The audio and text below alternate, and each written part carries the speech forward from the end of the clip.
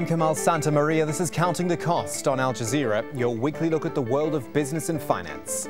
This week, we zero in on Iceland, 3 years since the country's banking system was allowed to collapse, which may just be the best thing that could have happened. What lessons could the Eurozone now learn?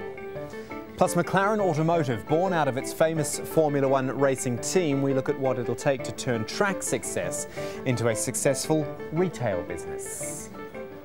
So just those two stories for you this week on Counting the Cost, actually, Iceland and McLaren.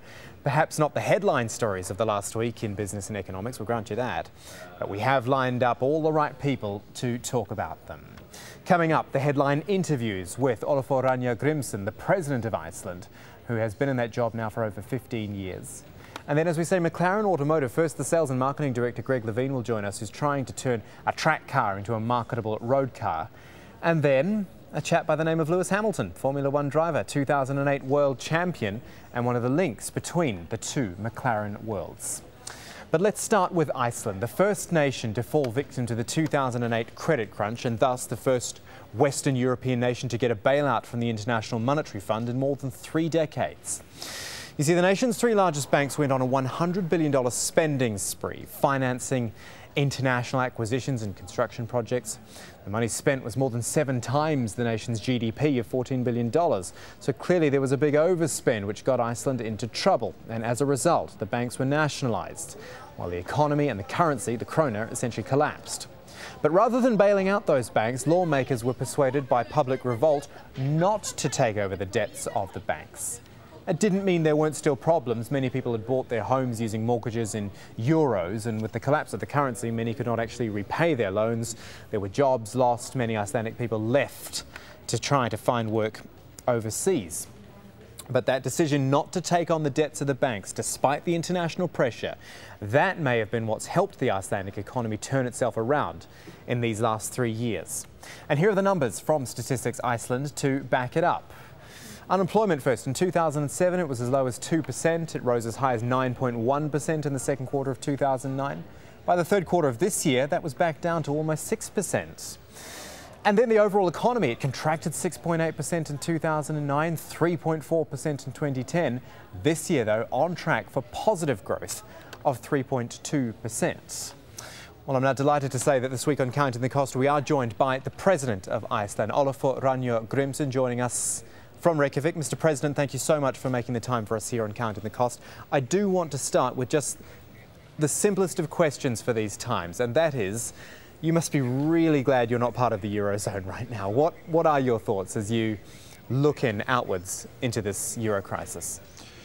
Well, of course, we don't take any pleasure in watching the difficulties of countries in Europe. But it is, however, true that the devaluation of our own currency has helped us significantly in the recovery. So whereas the krona was perhaps a part of the trouble before the collapse of the banks, having our own currency has definitely helped us in the recovery which we are now seeing in Iceland. And we will talk more about that recovery a little later. For now, though, I would like to go back 3 years. To when Iceland's troubles started. And a lot of what's being written about it today in relation to this current European problem is that you let the banks fail. There was no too big to fail back then. And maybe that is an important lesson for the Euro countries to learn now. Well, I think Iceland offers a number of very interesting lessons because in a number of ways we have not adopted the policy orthodoxies prevailing in Europe and the United States in recent years. For example, as you mentioned, we let these private banks fail. We didn't pump public money into them at all. Secondly, we didn't make ordinary people responsible for the debts of the banks. We didn't turn the private failures into sovereign debt.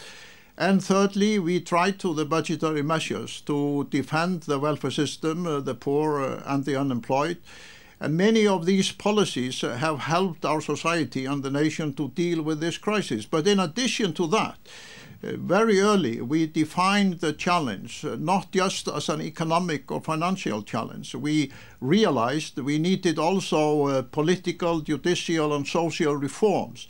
And this wide-ranging way of dealing with the problem on many different levels has helped us to bring the nation out of the crisis, whereas too much in other countries, the concentration is solely on financial and economic measures. You know, looking back the way you do just there, it sounds like a carefully calculated plan. I wonder, though, at the time, if it was more just a case of this is our only option, this is all we can do. Well, part of it was our only option, but certainly the decision to let the nation vote on the Icesave dispute with Britain and the Netherlands was both my decision and the decision of the people, letting the democratic will prevail over the so-called international financial interests. And also the budgetary measures to try to help the disadvantaged, the poor, the unemployed, was also a deliberate policy. OK, let's talk more about your currency, the krona, which we would now see as being a great advantage, not being in the euro. Again, how do you feel looking in on a shared currency now and the idea of being part of that, or more to the point, I guess, not being part of that, not being part of the euro? Well, of course, people here in Iceland look at the Eurozone differently than we did 2 or 3 years ago. I think we will wait and see what comes out of the euro crisis. There are arguments for saying that it is difficult for a small nation to maintain an independent currency in this globalized world. But then there are also risks in joining a wider currency area, which is now suffering as dramatically as we see almost from one day to another. So we have the luxury of time here in Iceland. So while our economy is recovering with economic growth now 3% this year, unemployment down to 6%, and the budgetary situation becoming better, we can afford to wait and see what comes out of this crisis in Europe. Would you still be interested in joining the European Union? Obviously not the Eurozone or the currency, but what about the Union itself? Well, I have not stated my own personal view on this. The Parliament voted narrowly in favor of applying for membership. The negotiations are still in the very early stages. But apart from the currency question, probably the most difficult part of the negotiations will be the control over the ocean resources, the fish stocks and the natural resources. And the Icelandic people have always maintained that we have to have our complete control over these resources, because without them we couldn't really have an independent and economically strong republic. And we still have to see what will be the attitude of the European Union with respect to these demands from Iceland in the negotiations. All right, let's move away from that, Mr. President, talk about your Icelandic recovery, which you have alluded to in a few different answers. The big dirty A word, austerity, which has become commonplace across Europe. It is what, for example, the people of Greece are just so opposed to. But again, history now shows that you put those harsh austerity measures in place in Iceland and they work. When we say harsh, I want you to tell us what the people of Iceland had to endure over the last 3 years. Well, first of all, many people in Iceland lost a part of their savings and part of their property due to the fall of the banks, and many people became unemployed, and many have had, therefore, to struggle with day-to-day difficulties. But as I mentioned before, in our overall program, we tried to use the financial and budgetary resources to soften the blows for those who are at the bottom of the income level in our country.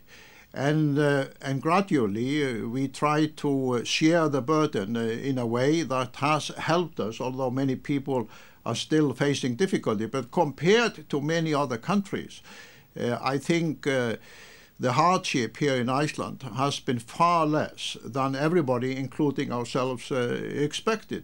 One of the reasons, of course, was that through a referendum, the nation refused to shoulder the debt burden of the private banks, especially Landsbankinn, operating in Britain and the Netherlands. And if those debt burden of the failed private banks had been put on the shoulder of ordinary people in Iceland, the difficulty would be more severe than it actually is the case. But in addition to that, Our natural resources, the fish stocks, the clean energy, the beautiful landscape that has increased tourism to Iceland, has, together with the devaluation of the currency and the IT and the technological sector, helped the export in such a way that the country has been able to pay its way throughout every year since the banks collapsed. Okay, so you have the country's natural resources on your side, you have the currency on your side, you've got the people on side. How did you get the institutions on side, though? I'm talking about the International Monetary Fund, because you got a lower interest rate on the IMF bailout. You certainly got a better all-round deal than the likes of Greece got. How did you sell the recovery to them and get such a good deal? Well, that is a very interesting question, because we just finished a few weeks ago what amounted to a celebratory conference here in Iceland, co-hosted by the IMF, the Central Bank of Iceland, and the government. And the reason was that the IMF program in Iceland is now finished. It's over. IMF has left. And the representatives of IMF acknowledge that they had learned many very interesting lessons in dealing with Iceland. It has changed their policy on welfare payments, on budgetary methods, on currency controls.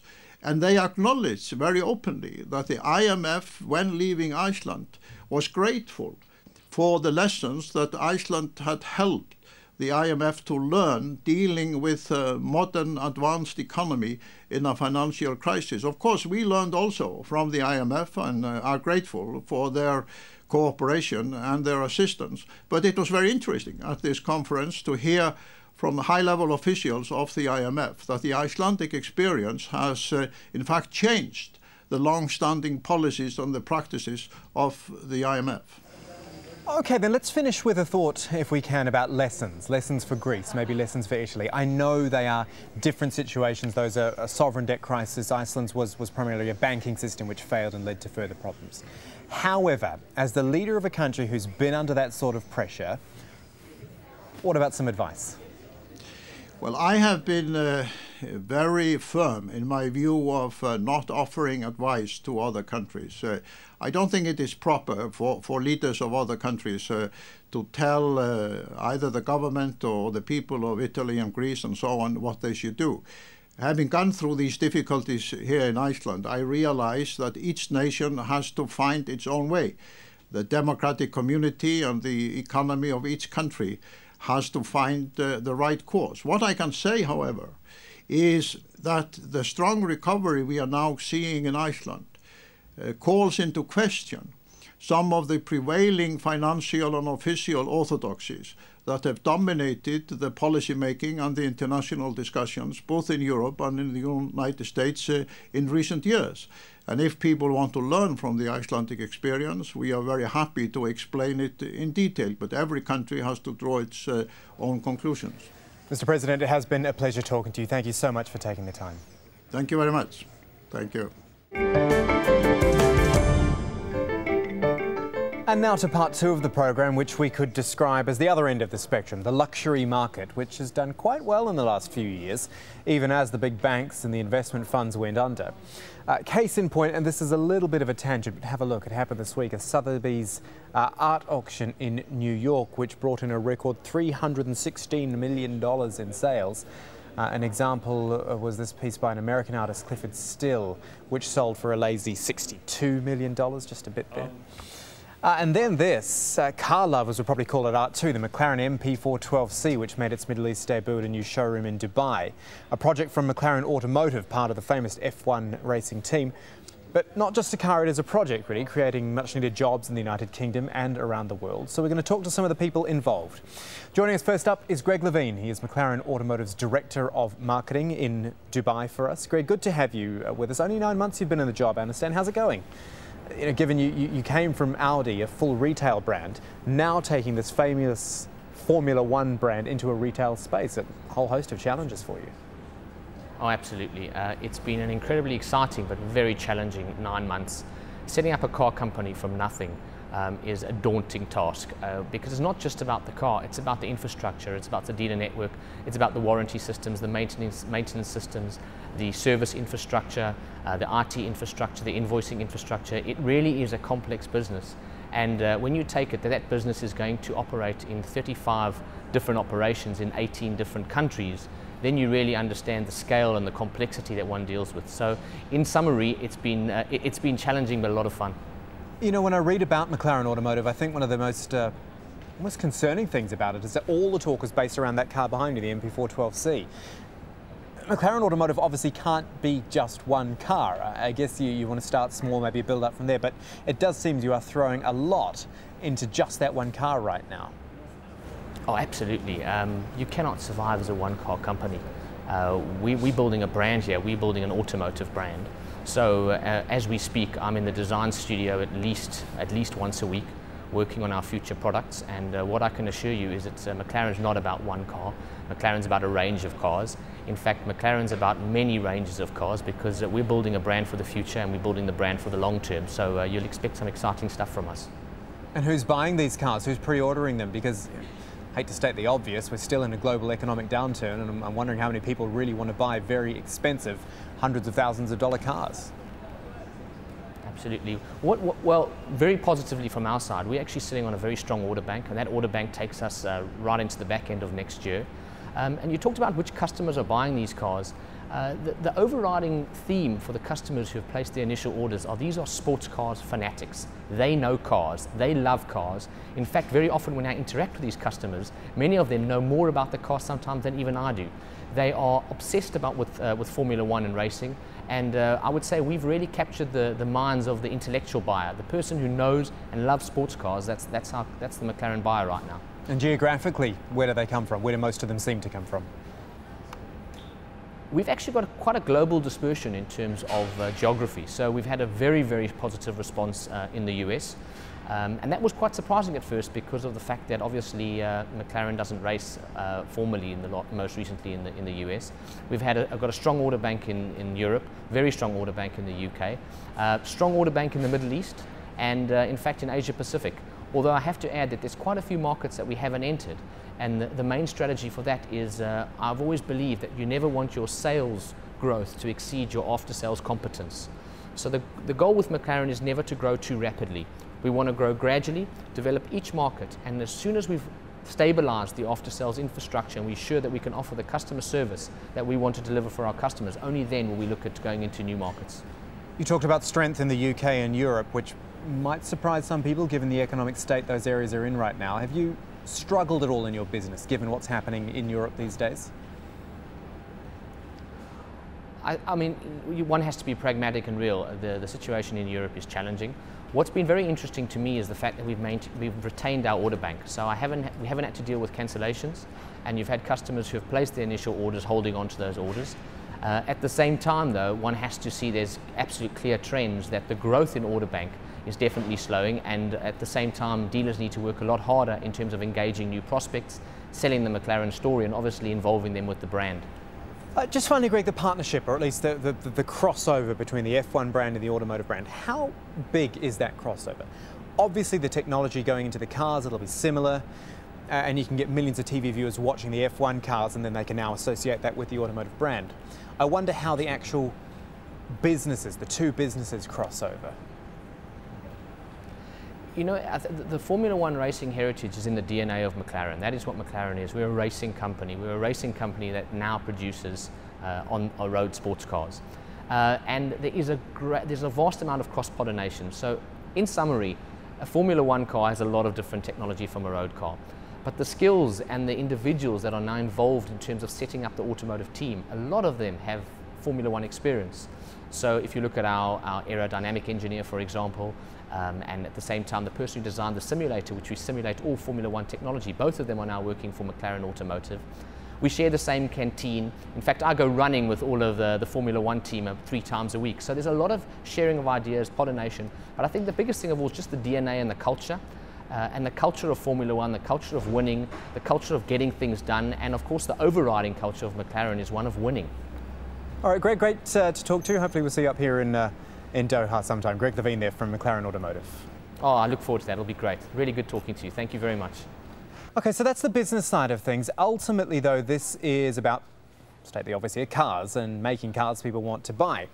And a man who knows just a little bit about cars is our next guest, the 2008 Formula One world champion McLaren driver Lewis Hamilton, who was at the McLaren showroom for us in Dubai. Lewis, it is great to talk to you. Greg's just told us there about the business crossover between F1 and automotive. How do you get involved in that? Do the car designers get your input and bring you in for testing and the like?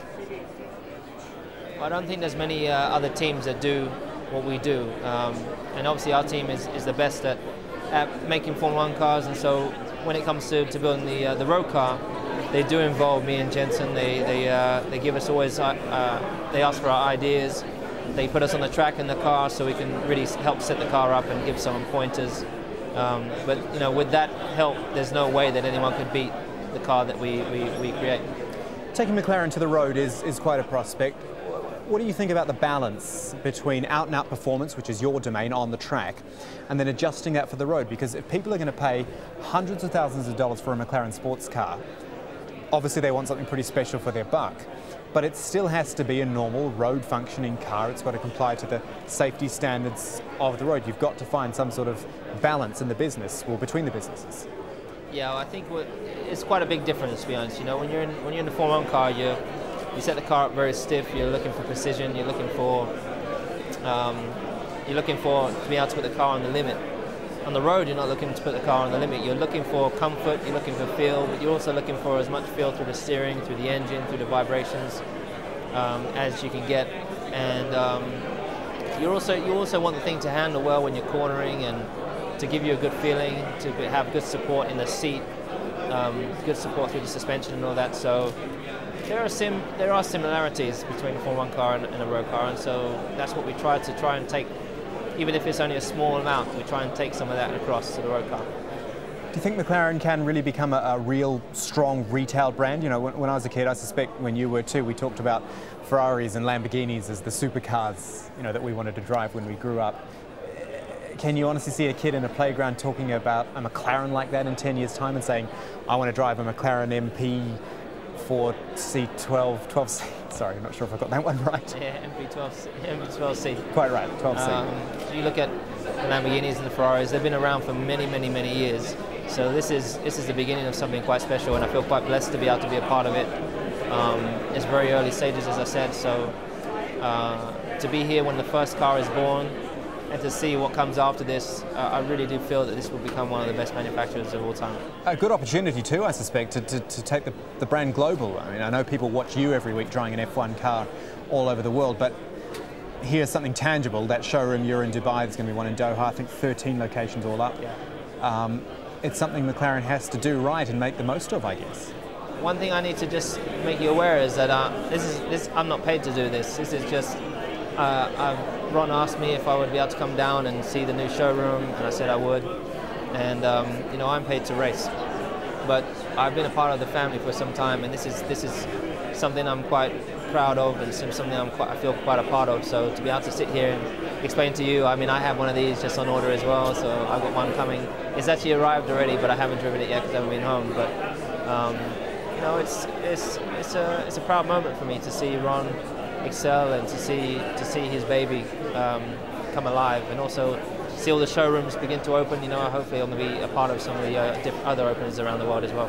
Yeah, tell us how are you feeling confidence-wise about the McLaren team now and into next season? You've got all this technology around you. We see it on show there as well.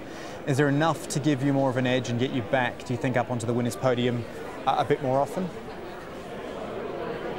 I'm very confident. You know, I've been in this team for quite some time now, and there's no better team in the world. Of course, we've had some tough times and we've had some problems over the last year, but you know, they've remained loyal to me, and I will remain loyal to them, and they've always supported me and helped give me some advice and support through these tough times. But also, we've had lots of great triumphs together, you know, and there's going to be many, many more in the future to come. And you know, I'm just working as hard as I can to make sure that we win more races, particularly these next two races, and then hopefully more after that. Lewis Hamilton from McLaren F1, great talking to you. Thank you. My pleasure. Thanks. Take care of yourself. So there you go, a president, a car executive and a sports star all speaking to Counting the Cost this week, just something a little different for you. If you want to get in touch with us about this week's show or future episodes, here's how you do it. You can send a tweet to me at Kamal AJE or our business editor at Abid Oliver Ali, all one word. If you're not on Twitter, email's just fine, countingthecost@aljazeera.net. And while you're online, head to aljazeera.com/business. You can link onto the CTC page from there where we put all our episodes up in full for you to catch up on. But that is it for this edition of Counting the Cost. I'm Kamal Santamaria from the whole team. Thanks for joining us. The news on Al Jazeera is next.